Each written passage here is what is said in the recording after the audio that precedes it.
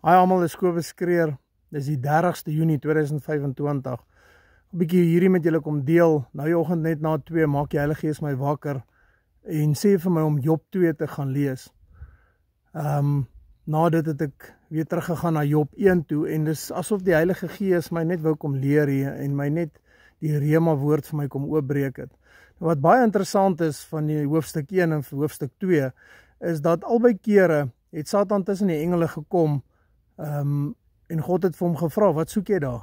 En hy het verduidelik hoe hy op 'n swerftog was oor die aarde en elke keer het God vir hom gesê, het jy my seun Job gesien? Hy's vroom, hy's opreg, hy loop 'n mooi pad, hy's godvreesend, hy wyk af van die kwaad en Satan het in hoofstuk 1, toe sê Satan vir God, ja, ek het hom gesien, maar dis net omdat u hom beskerm. U beskerm sy huis, u beskerm sy besittings, u beskerm sy gesin. En hy sê toe vir God, vat dit van hom al weg en dan sal hy sien hoe Job teen u draai. En God het vir hom gesê, is reg, jy kan dit doen. En wat baie interessant is in hoofstuk 1, daar was 4 aanslae op Job. Elke keer het die boodskapper gekom, die eerste keer, die tweede keer, die derde keer en die 4de keer. En nadat alles gebeur het en Job alles verloor het, dan staan daar in die heel laaste vers, dat Job het nie teen God gepraat nie. Hy het glad nie teen God gepraat nie.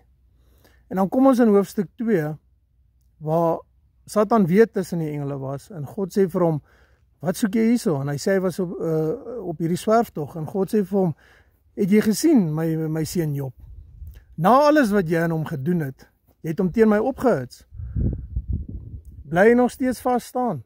Hy volg my met alles. Hy's godvreesend, hy's opreg, hy's vroom en hy wyk af van die kwaad af.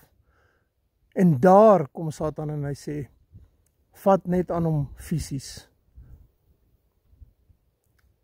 En God het toe vir hom gesê, dis reg. Jy kan aan hom fisies vat, jy kan aan sy gesondheid vat, maar jy mag nie sy lewe neem nie.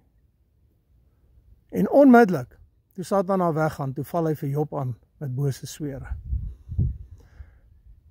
En ek dink die mens kan besef wat Job deurgegaan het nie, maar dit was nie, maar ek dink nie dit kan maklik gewees het nie.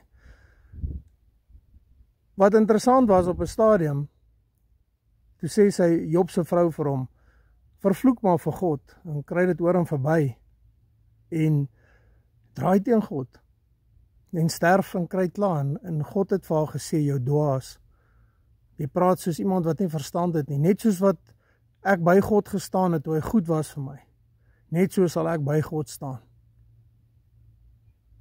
as dit sleg gaan met my. En daar staan, dat Job, het nie toegelaat dat sy lippe teen God praat nie. En hierdie was vir my baie, baie mooi gewees en baie interessant.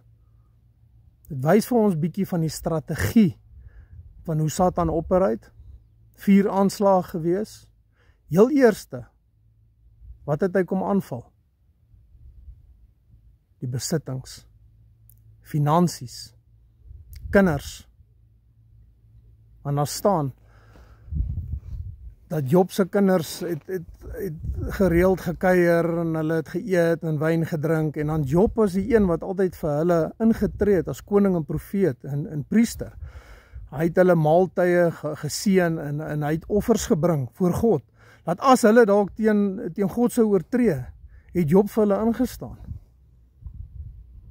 Mens kan net dink hoe moes Job gevoel het, hy moes platgeslaan gewees het.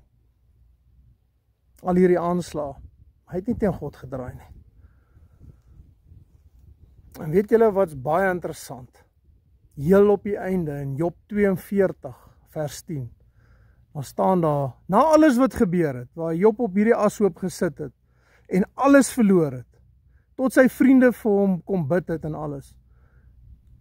Toe sê God vir hom, bid jy vir jou vriende. Dan staan in Job 42 vers 10, nadat Job vir sy vriende gebid het sy lewe verander, het God vir hom dubbel teruggegee dit wat hy gehad het.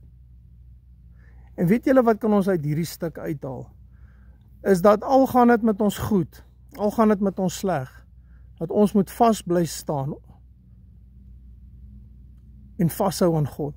Weet julle hoe baie mense is daar wat my bel en dan half met my beklei oor dinge wat in hulle lewe verkeerd gaan? Mense wat vir my sê, is dit hoe jou God is?